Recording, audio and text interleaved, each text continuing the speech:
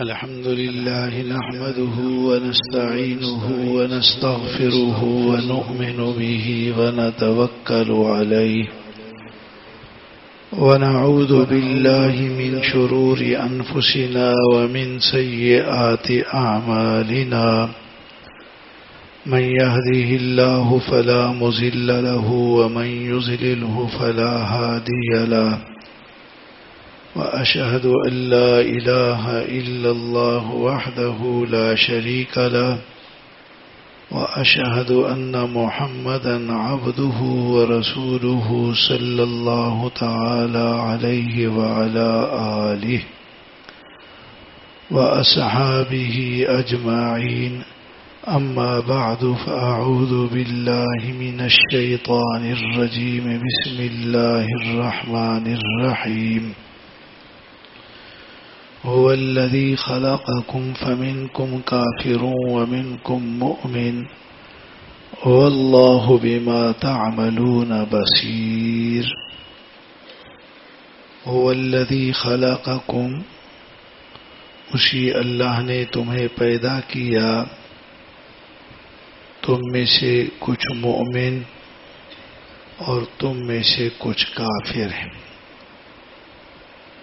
اور جو تم عمل کرتے ہو اللہ تعالی ان کو دیکھ رہے ہیں۔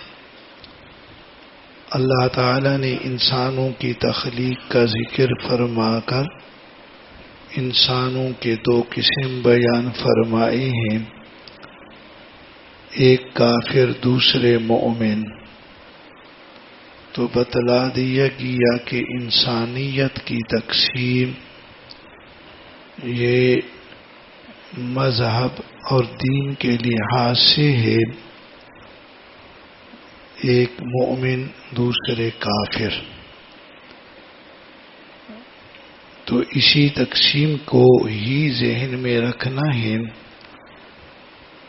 جبکہ دنیا نے اپنے فتنوں کی وجہ سے انسانوں کی تقسیم کچھ اور لحاظ سے کر رکھی ہے۔ دنیا کفر تو کافر ہی رہی، ان کے فتنوں کی وجہ سے مسلمانوں میں تقسیم کچھ اور لحاظ سے ہو گئی۔ کہیں پر تقسیم ملک کے لحاظ سے ہوتی ہے، یہ پاکستانی، یہ افغانستانی، یہ ازبکستانی، ہمیں اس طرح تقسیم کر دیا گیا۔ اس تقسیم کی وجہ سے اگر کسی ملک میں مسلمانوں پر کوئی مشکل آئے تو جی دوسرا ملک تعاون ہی نہ کرے، کافر سب ملک مل کر مسلمانوں پر ستم کریں اور مسلمان اس ملک کی تقسیم میں آ کر ایک دوسرے سے جدا جدا ہو جائیں، جبکہ سب مسلمان ایک ہیں اور اتنے ایک ہیں جیسے کہ ایک جسم ہوتا ہے، اس قدر ان کو ایک قرار دیا گیا ہے حدیث میں۔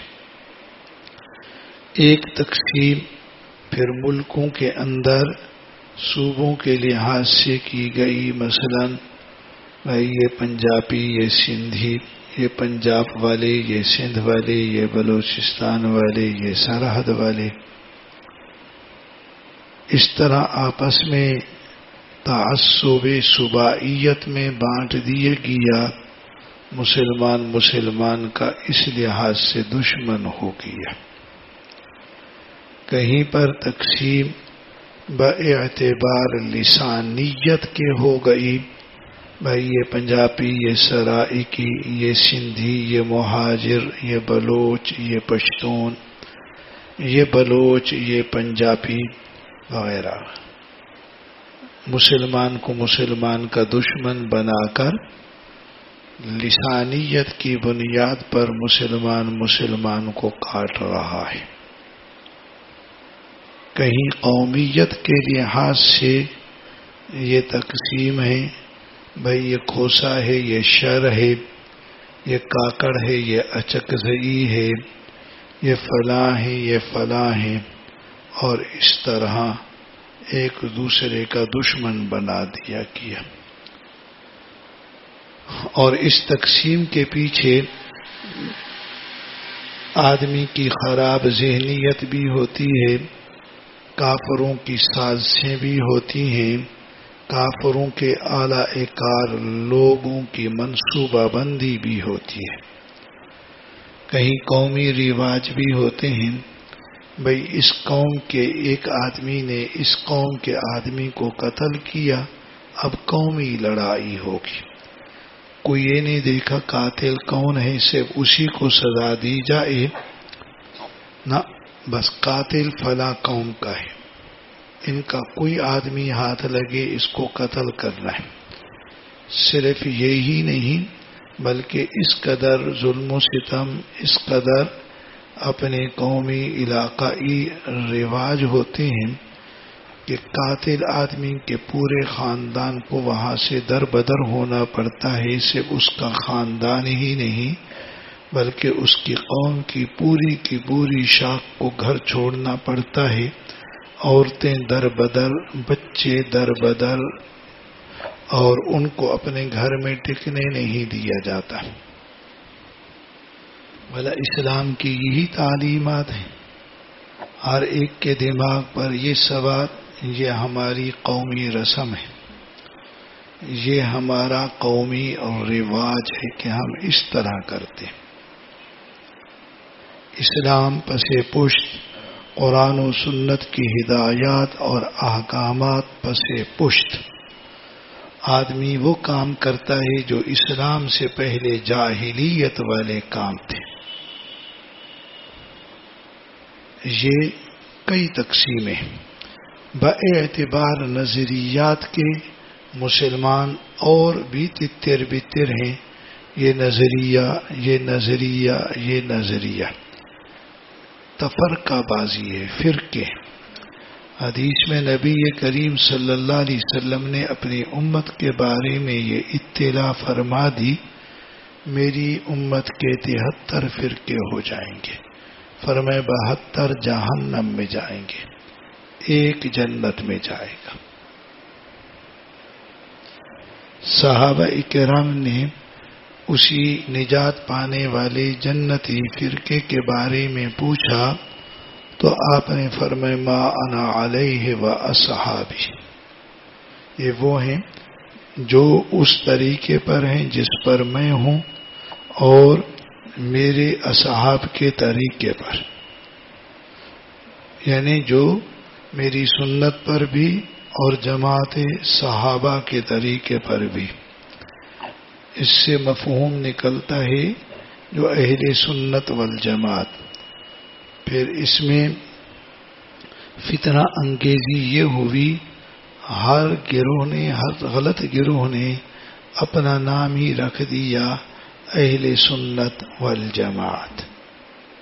محض نام رکھ لینے سے کوئی آدمی اس نام کی حقیقت نہیں اپنا سکتا ہے جب تک کہ اس چیز کی حقیقت نہ پائی جائے کہ اس میں آپ والی سنت والی بات ہے، جماعت صحابہ کے طریقے کی باتیں بھی ہیں. ہمارے اس زمانے میں بے حد فتنے ہیں، ان فتنوں کی کوئی حد ہی نہیں رہی ہے. جدھر دیکھو فتنے، قسم کے فتنے. یہ فتنے تو یہ افتراق کے ہیں جن کا میں ذکر کر رہا ہوں جو تباہ کن ہیں. ان کے علاوہ کئی فتنے، یہ گناہ عام، یہ برائی عام، فلاں چیز عام. ہمارے اس زمانے میں گناہوں کے یہ فتنے اور نظریات کے فتنے، مسلمانوں میں قومیت وغیرہ کی تقسیم کے فتنے میں پھر ایک بڑا ذریعہ یہ سمارٹ موبائل بھی ہے، جس کو ٹچ موبائل کہا جاتا ہے، جس کے اندر ہر خرابی ہے. اس کے اندر غلط نظریات والے لوگ بھی آئیں تو ان کو سن کر لوگ ان سے متاثر ہو جاتے ہیں، انہی کے فتنوں میں مبتلا ہو جاتے ہیں۔ بڑے بڑے سمجھدار لوگ بھی انہی فتنوں میں آئے اور غلط نظریات میں چلے گئے۔ انہی مبائلوں میں قومیت و لسانیت کی تقسیم کا فتنہ بھی آیا، اور بڑے بڑے اچھے اچھے لوگوں کو بھی یہ فتنہ بہا کے لے گیا۔ دیندار لوگ بھی اور اچھے قسم کے لوگ بھی اسی فتنے میں آئے، بہتے چلے گئے۔ اور سیاسی لحاظ سے فتنے کہ گمراہ لوگ لیڈر بنے، لوگ ان کی اندھی محبت و عقیدت میں مبتلا ہو کر ان کے پیچھے لگے۔ اس کے پیچھے بھی ایک یہ موبائل بھی ہے یہ، اور اس میں بھی اچھے بھلے سمجھدار دین کی سمجھ والے لوگ بھی بہے چلے جاتے ہیں اور کچھ احساس ہی نہیں ہوتا۔ ہم ایسے فتنوں کے زمانے میں ہیں کہ جیسے حدیث میں ایک پیشین گوئی کی گئی، ایسے فتنوں کے جو قطع اللیل المظلم، جو اندھیری رات کے ٹکڑوں کی طرح فتنے ہوں گے، جس میں آدمی صبح کرے گا مومن ہوگا، شام ہوگی کافر ہو جائے گا، یمسی مؤمنا و یصبح کافرا، شام ہوگی مومن ہوگا، صبح ہوگی کافر ہوگا، صبح ہوگی اپنے مسلمان کے خون کو حرام سمجھنے والا ہوگا، شام تک نظریہ اس تیزی سے بدلے گا کہ اپنے اسی مسلمان بھائی کے خون کو حلال سمجھنے والا ہوگا۔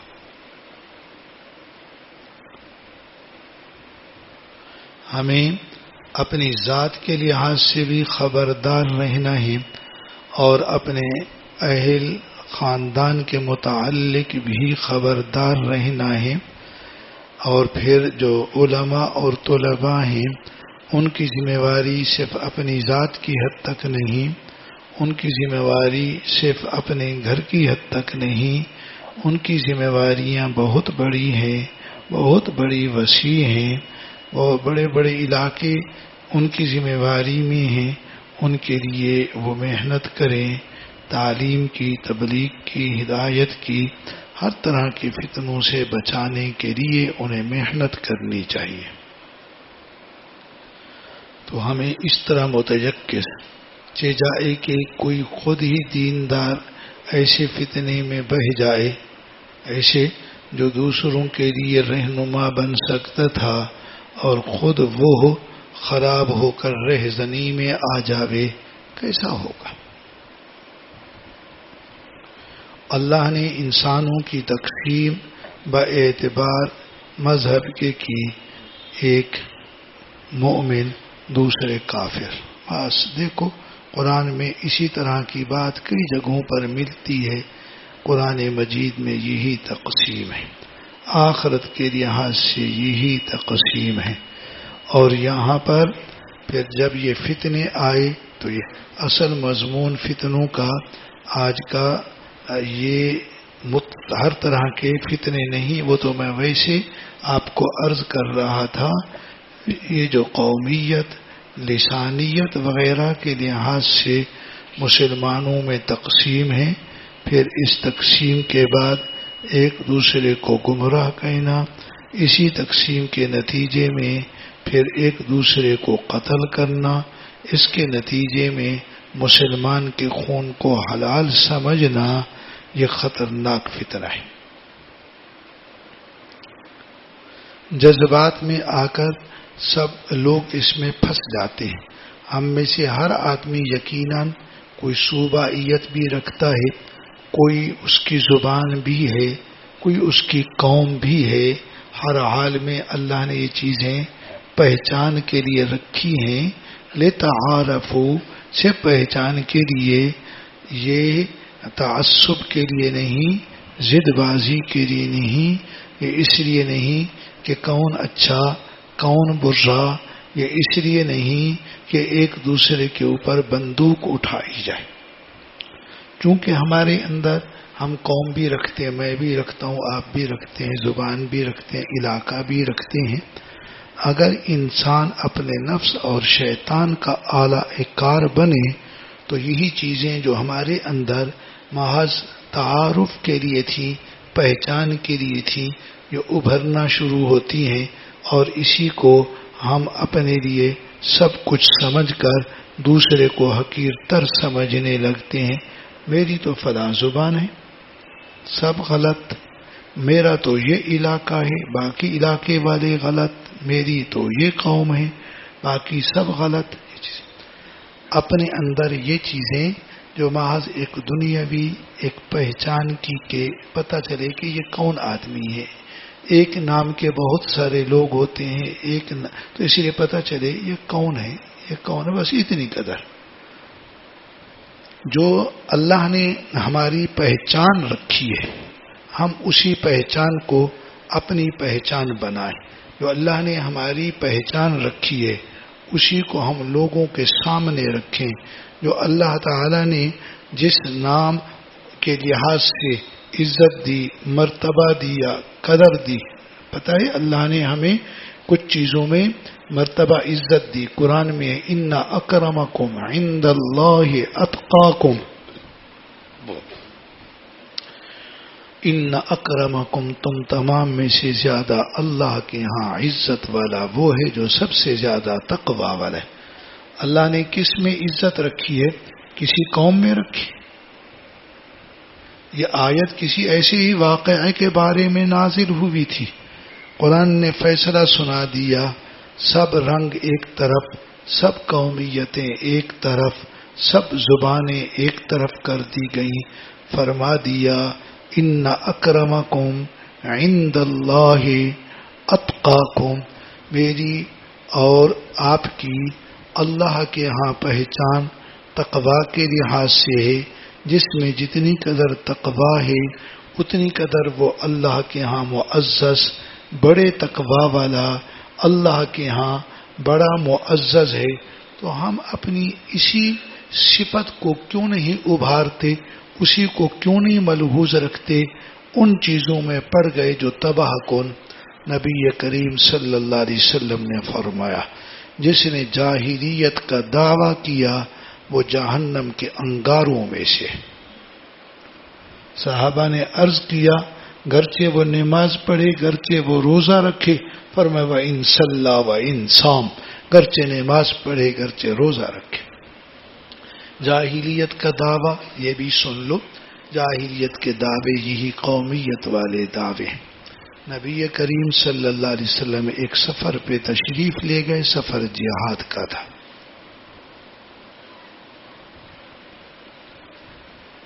تو اسی سفر کے اندر ایک جگہ پر پانی کے معاملے میں دو جماعتوں میں جھگڑا ہو گیا، ایک طرف سے اعرابی مسلمان، دوسری طرف سے کوئی ایک انصاری۔ آپس میں کوئی بات ہوئی تو ہر ایک نے اپنی مدد کے لیے دوسروں کو پکارا۔ ایک آواز آئی یا للمہاجرین، دوسری آواز آئی یا للانصار۔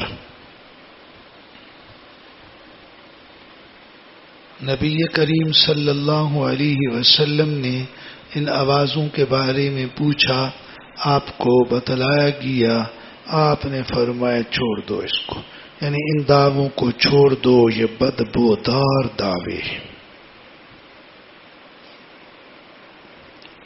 ایسے دعووں کو دعوی جاہلیت کا قرار دیا، یعنی جو قومیت کی بنا پر کوئی دعویٰ کرے، کوئی پکار کرے، کوئی آواز لگائے، کوئی اسی طرح کا جتھا، میں تشریح کرتا جا رہا ہوں، جتھا بنائے، جماعت بنائے، اسی طرح یہ اس کو جاہلیت کے دعوے قرار دیے گئے، کیا جاہلیت کا دعویٰ قرار دیا گیا، اور فرمائے جو جاہلیت کا دعویٰ کرتا ہے وہ جہنم کے انگاروں میں سے۔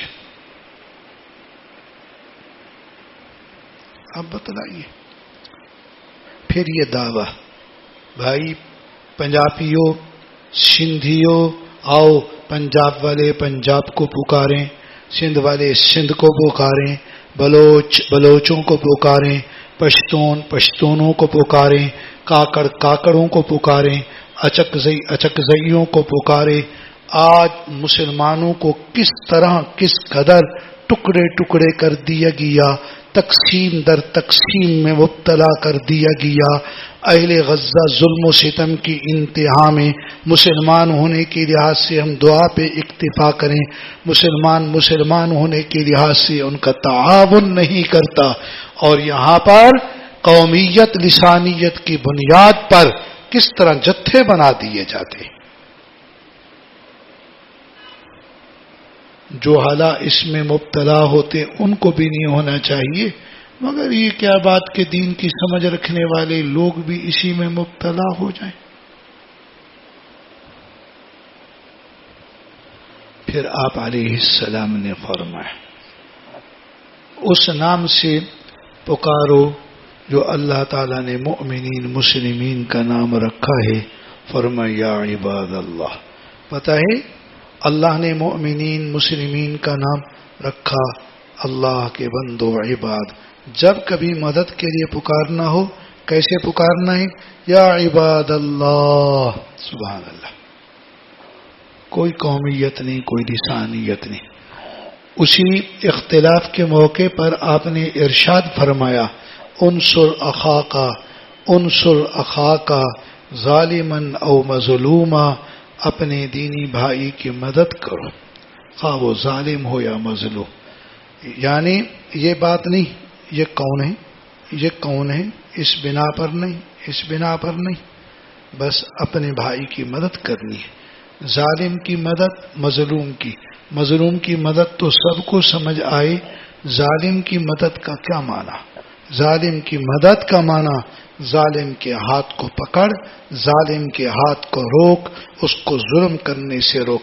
جب کبھی اس طرح ہو مظلوم کے ساتھ کھڑے ہونے کے ساتھ ساتھ پھر ظالم کے پاس بھی پہنچ، اس کا ہاتھ بھی روک، اس کو ظلم کرنے سے روکے گا. مظلوم کا ساتھ دینے کی جب بات کرے گا معاملہ اسی وقت ٹھیک ہو جائے گا. یہ کوشش دونوں طرف سے کرنی ہے. انما المؤمنون اخوہ فاصلحوا بین اخویکم. اللہ رب العالمین نے اپنی قدرت سے اور اپنی قدرت تکوین سے صحابہ کرام میں اس طرح کے چھوٹے موٹے کبھی تنازعات ہو گئے، یہ اللہ کی قدرت اور تکوین سے ہوئے، تاکہ جب یہ معاملہ ہوگا اللہ رب العالمین کی طرف سے ہدایات آئیں گی. نبی کریم صلی اللہ علیہ وسلم خود اس معاملے میں ان کی اصلاح کریں گے، مصالحت کروائیں گے. قیامت تک پوری امت کو اس طرح کے واقع میں، اس طرح کے تنازع میں، اس طرح کے جھگڑوں میں پھر بات سمجھ آئے گی اور وہ اپنی اصلاح کریں گے کہ ان معاملات میں اپنی اصلاح اس طرح کرنی ہے، یہ معاملہ اس طرح. مدینہ منورہ میں 2 عرب قبیلے اوس اور خزرج تھے. اسلام سے پہلے دونوں کی باہمی جاہلیت والی باتوں کی بنیاد پر رہی، 120 سال تک رہی. جب یہ دونوں کے دونوں مسلمان ہو گئے اللہ تعالی نے ان کو نام دیا انصار کا. آپس کے جھگڑے اسلام کی برکت سے ختم ہو گئے. ایک دفعہ اوس اور خزرج کے لوگ کہیں بیٹھے تھے، ایک یہودی آ گیا. اس نے دیکھا آپس میں یہ شیر و شکر جل گیا، بھن گیا، دل میں جل بھن گیا. اب اس نے پروگرام بنایا، 2 آدمی تھے تو اس طرح منصوبہ بنایا کہ ان کو آپس میں لڑو. تو اسلام سے پہلے ان دونوں قبیلوں کی باہمی لڑائی میں جو اپنے لوگوں کی بہادری کی تعریف میں اشعار تھے اور اپنے مقتولوں کی ایک مقتولیت میں اشعار تھے، وہ ادھر والوں کے بھی پڑھنا شروع کیے، ادھر والوں میں. پھر ان دونوں میں نا ذرا ہیجان پیدا ہوا، وہ پرانی باتیں یاد آئیں، تھوڑا جوش ہونا شروع ہوا. اللہ تعالی نے کئی آیات نازل کی، کئی آیات. اولاً یہودیوں کو تنبیہ کی گئی جنہوں نے یہ شر پھیلانے کی کوشش کی. پھر رب العالمین نے ایمان والوں کو 2 خطاب فرمائے. پہلے میں فرمایا اگر اہل کتاب کی ٹولے کی بات مانو گے تو یہ یردوکم بعد ایمانکم کافرین، تمہیں تو مرتد کر دیں گے. پھر ایمان والوں کو دوسرا خطاب فرما کر وہ ہدایات، وہ احکامات ذکر کیے جس کے لحاظ سے ان میں تقویٰ بھی ہو، آپس میں اتحاد بھی ہو، اتفاق بھی ہو اور تفرقہ نہ ہو. یا ایھا الذین آمنوا اتقوا اللہ حق تقاتہ ولا تموتن الا وانتم مسلمون واعتصموا بحبل اللہ جمیعا، اللہ کی رسی کو مضبوطی سے پکڑو اور مجتمع ہو کر پکڑو، یعنی اللہ کے سب ایک اس نقطے پر جمع ہونا ہے، سب کے سب اس نقطے پر. ولا تفرقوا، تفرقہ نہیں کرنا. یہاں تو اس تفرقے کی بات ہے جو قومیت کی بنیاد پر ہوتی ہے. یہ قومیت والا تفرقہ، یہی لسانیت والا تفرقہ، یہ علاقائیت والا تفرقہ سب ایک جیسے ملتے جلتے. یہاں ہدایات ہی ان پر ہوئی.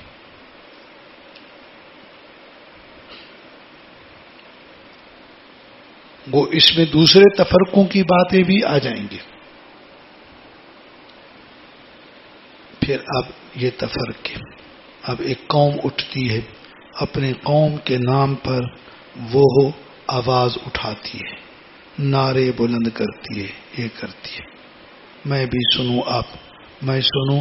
اگر وہ کہیں ہم سرائی کی، ہم بہت مظلوم، ہم پہ ظلم ہو رہا ہے، میرے اندر کا جوش اٹھے گا، میں سرائی کی، ہم تو مظلوم قوم ہیں.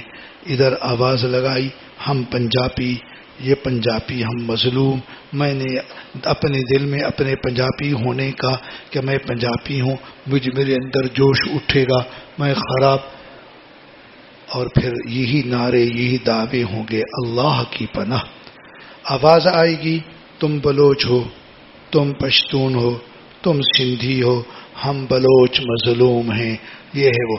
بھائی دنیا میں کسی پہ ظلم ہے، اپنی ذات کے لحاظ سے اپنی مظلومیت کی بات کر. جس ظالم نے ظلم کیا تنہا اس کے لحاظ سے بات کر، نہ اس میں اپنی قوم کو لا، نہ ظالم کی قوم کو لا. پھر کوئی چیزیں ہوتی بھی ہی نہیں ہیں، بس ایسے لوگوں کو جوش دلوانا. پھر اگر اسی میں کوئی ایسا بندہ آ گیا، کوئی ایسا جس میں بہت ہی کشش ہو، تو پھر سب لوگ اس میں مبتلا. دیندار لوگ سیڑھیوں میں ایسے لوگوں کو لیے پھرتے ہیں، بھرے پھرتے ہیں. یہ موبائل بھرا ہوا ہے فلاں سے، یہ موبائل بھرا ہوا ہے اس سے.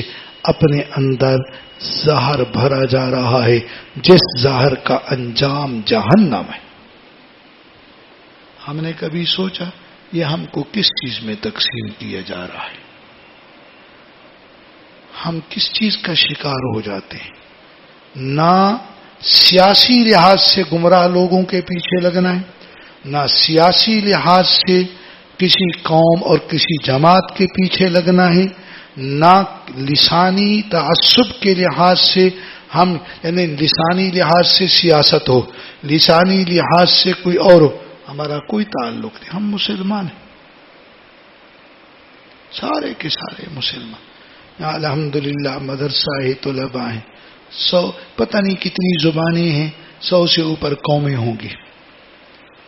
پیچھے ان قوموں میں قومیت یا لسانیت کی بنا پر بڑے بڑے جھگڑے بھی ہوتے ہیں، آپس میں قتل بھی ہوتے ہیں. مگر مدرسے میں الحمدللہ ہر مدرسے میں دین کی بات، اسلام کی بات، کوئی جھگڑا نہیں، کوئی اختلاف نہیں. اور اگر ہم صحیح رہیں، کوئی ہم سے بھی لسانیت اور قومیت کی بنیاد پر تعصب نہیں رکھے گا، چاہے پیچھے کتنا تعصب کیوں نہ ہو. تو اپنے آپ کو ایسے زہریلے مواد سے بچانا ہے، ورنہ کوئی پڑھائی نہیں رہے گی، کوئی دین نہیں رہے گا، کوئی یہ نہیں رہے گا. کافی لوگ اس میں مبتلا ہو جاتے ہیں. یہ ہماری بیماری ہے، اور یہ جو میں بات عرض کر رہا ہوں اسی بیماری کے لحاظ سے عرض کر رہا ہوں. جہاں کوئی بیماری ہو اسی بیماری کے لحاظ، یعنی ہم آئندہ اس بیماری سے بچیں گے انشاءاللہ. یہ جراثیم ہے، کبھی بھی اس کے ساتھ الحمدللہ ہماری سیاسی جماعت جمعیت علماء اسلام ہے، ہر طرح کی زبان والے ہیں، ہر طرح کی قوم والے ہیں، ہر طرح کے صوبے والے ہیں، نہ کوئی اس میں کوئی قوم پرستی کی بات ہے، نہ لسان پرستی کی بات ہے، نہ علاقائیت کی بات ہے. ہم سب کے سب اللہ کے بندے ہیں، سب کے سب ہم مسلمان ہیں، اسلام کی وجہ سے ہم بھائی ہیں. اللہ تعالیٰ نے ہمارا ایک رشتہ ذکر کیا، انما المؤمنون اخوہ، مومن سب بھائی ہیں. جو اس اخوت ایمانی کے رشتے میں ہیں تو ان کے لیے نبی کریم صلی اللہ علیہ وسلم بمنزل باپ کے ہیں، آپ کی ازواجات یہ بمنزل ماؤں کے ہیں. قرآن میں النبی اولا بالمؤمنین من انفسہم وازواجہ امہاتہم. ایک اور قرأت میں جو قرآن کی مشہور قرأت یہ نہیں، وَهُوَ أَبٌ لَهُمْ، آپ کی بیویاں مؤمنین کی مائیں ہیں اور آپ ان کے لیے باپ. بھائی کتنا پیارا رشتہ ہے، یہ کتنا پیارا تعلق ہے. یہ سب اسی رشتے کی وجہ سے بندے کی اللہ کے ہاں پہچان ہے، اسی کی وجہ سے بندے کی اللہ تعالی کے ہاں قدر کی بات ہے. تو ہم نے اسی کو اپنے اندر اپنے گھر میں جا کے دیکھنا ہے. وہاں پہ کوئی قومیت پرستی تو نہیں، سیاسی لحاظ سے یا فتنہ انگیزی کے لحاظ سے یا لڑائی کے لحاظ سے آئے تو آرام سے ہر چیز کو سمجھانا ہے. اپنے خاندان کو ان زہریلی باتوں سے باہر نکالنا ہے. سمجھا ہر کوئی انشاءاللہ ٹھیک ہو جائے گا. یہ تو آخرت کا نقصان ہے، یہ تو آخرت کا نقصان ہے. یہ جاہلیت والے دعوے ابھی سنیں، یہ تو جہنمی ہونے والی باتیں، بندے کو جہنم کے اندر یہ چیزیں ڈال دیتی ہیں.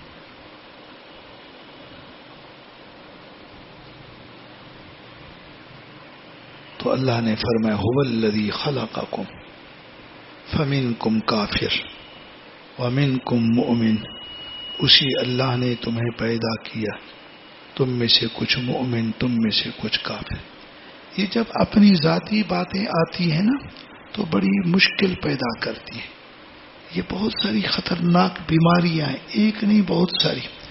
دیکھو کبھی کوئی بات ہو جائے نا، ایسے کہتے ہیں بابا یہ فلاں مولوی نے یہ کیا ہے، مولوی ایسے. ایک مولوی صاحب نے کیا، پتہ نہیں کیا نہیں کیا، تحقیق کیا ہے، غلطی کی ہے نہیں کی ہے، لیجئے کر لیے. تو ایک مولوی کی غلطی کو کیا کہتے ہیں؟ سب مولوی ایسے.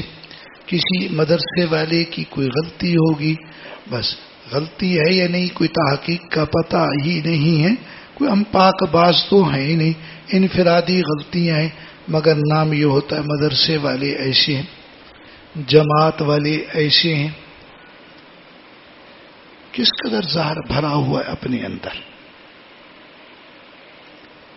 اگر تو غلطی کر پھر کوئی تیرے بارے میں کہ تو بھی ایسا، تیرا باپ بھی ایسا، تیرے بھائی بھی ایسے، تم کو کیسا لگے گا؟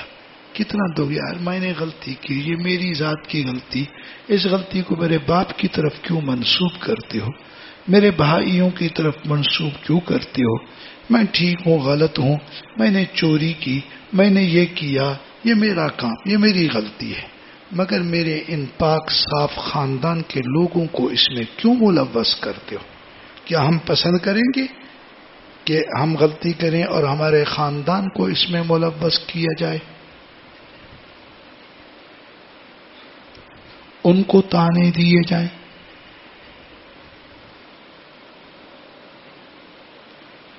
یہ بیماریاں، بس اس کی غلطی ہے، بس اس کی غلطی ہے. انشاءاللہ اس بات کو سنو اور سمجھو، بہترین ذہن بن جائے گا. شیطان فوراً خراب کرے گا. یہ سارے ایسے وہ فلانے لوگ ہیں نا، انہوں نے ہم ایک آدمی نے ہم سے کوئی گڑبڑ کی، اب ہم نے کہا نا بس یہ ایک آدمی غلط ہے، اس نے کیا، اس کے سارے خاندان کو گالیاں نہیں دینی. یہ جیسے کہ ایک مزاج ہوتا ہے عورتوں کا مزاج، کسی سے کچھ جھگڑا ہوا پورے خاندان کو اوپر نیچے پورا کر دیں گی. گالیاں لعن تان عورتوں میں لعن تان کی بہت زیادہ عادت ہوتی ہے، پورے خاندان کو سمیٹ لیں گی، فلانی ایسی ہے، فلانی ایسی ہے. گھر میں ذرا جھگڑا ہوا بہو کے ساتھ، اب بس بہو کو سے باتیں، اس کی تو ماں ہی ایسی ہے، اس کی ساری بہنیں ایسی ہیں، وہ تو یوں ہیں، وہ تو انا للہ و انا. آرام سے ایسے بات کہتی ہیں، ہم بھی کہتے ہیں جیسے بس آزاد ہیں. یہ پتہ نہیں فرشتے لکھ رہے ہیں، ہر چیز کا جواب ہے، گلا غیبت ہے، تان و تشنیع ہے، حسد ہے، کینہ ہے، بغض ہے.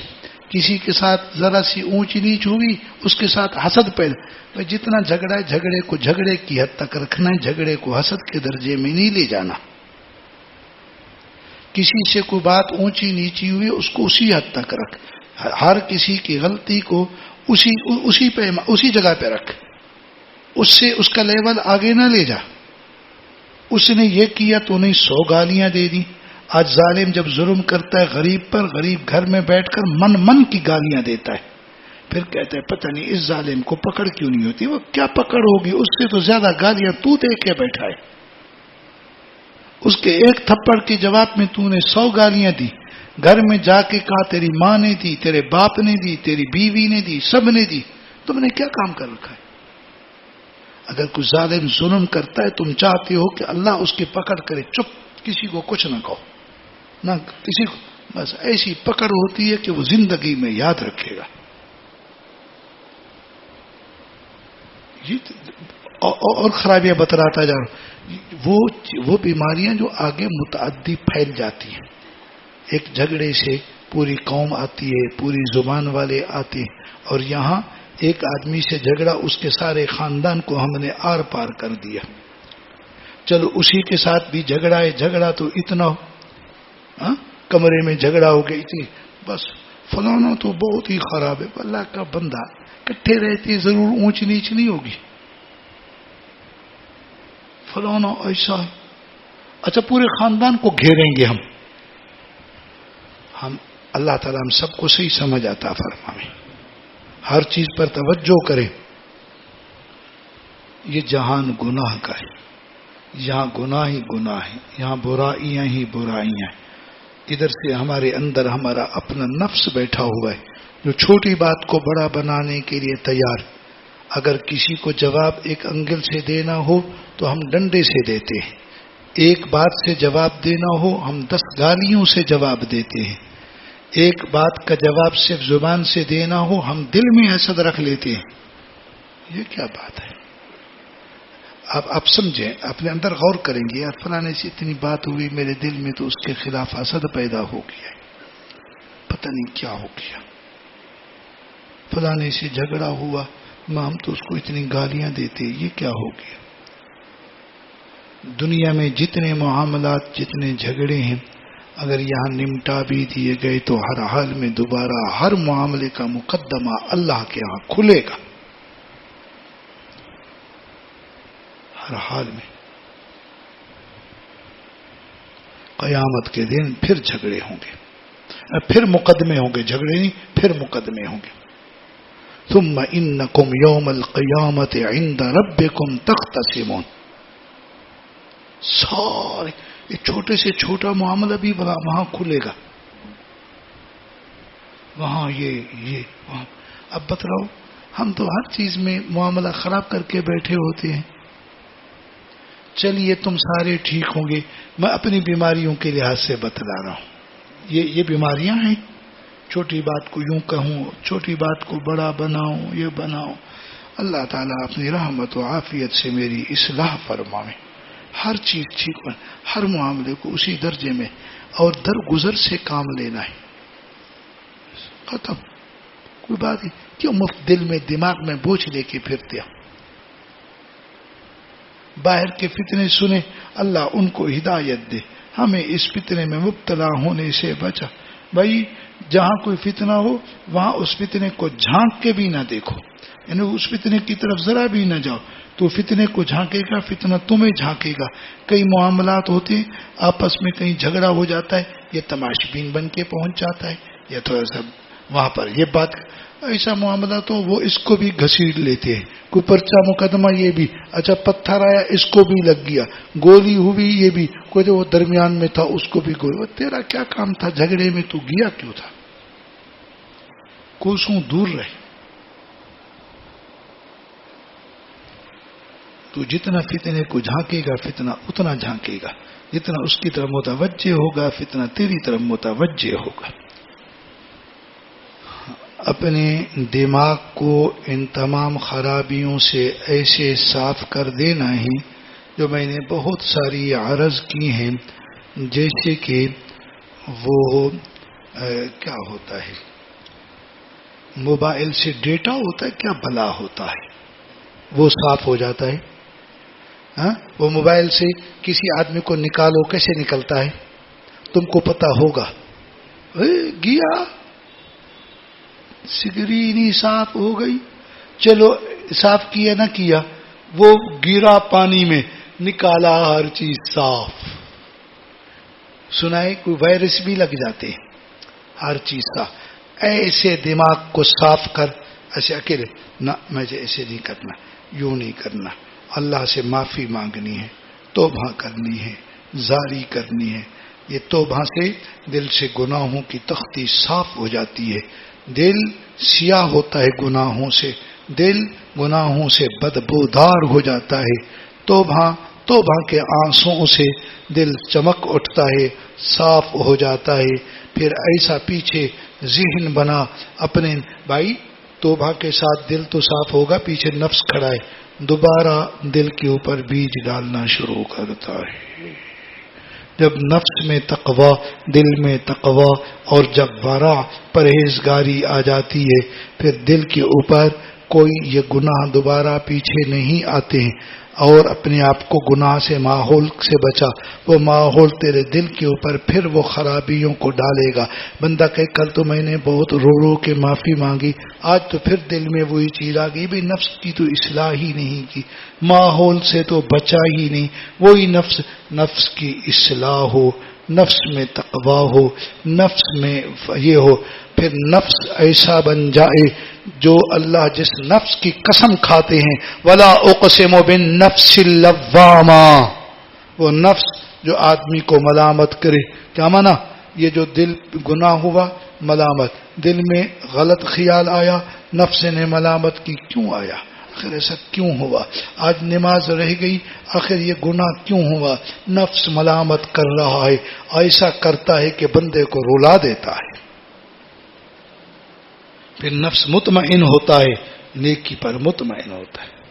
ابھی تو نفس امارہ بسو ہے. یہ نفس امارہ بسو, نفس مطمئنہ کیسے بنتا ہے, لوامہ کیسے بنتا ہے؟ اس کی اصلاح ہو, ورع ہو, تقوی ہو, صحیح ماحول میں رہنا ہے, صحیح لوگوں کے ساتھ تعلق رکھنا ہے, صحیح لوگوں کی بات کو سمجھنا ہے. موبائل ایک طرف, اس طرح کے فتنہ پھیلانے والے, ان سے اپنا ذہن ایک طرف. پھر بچپن کا ذہن کچا ہوتا ہے, اگر اس میں کوئی چیز بیٹھ گئی تو نکلنے میں دیر ہوتی ہے, ابھی بچپنا ہے. تو اس لیے دل کو صاف, دماغ کو صاف, توبہ, اللہ بس معاف کر دے, میں ان چیزوں میں مبتلا ہوں. اچھا ہو تو معافی مانگنا, نہیں ہو تو نہیں مانگنی. پھر اپنے نفس کو ایسا نہیں کرنا. جب یہ کام دل میں خرابی کا شروع ہو, فوراً نہیں میں نے یہ نہیں کرنا,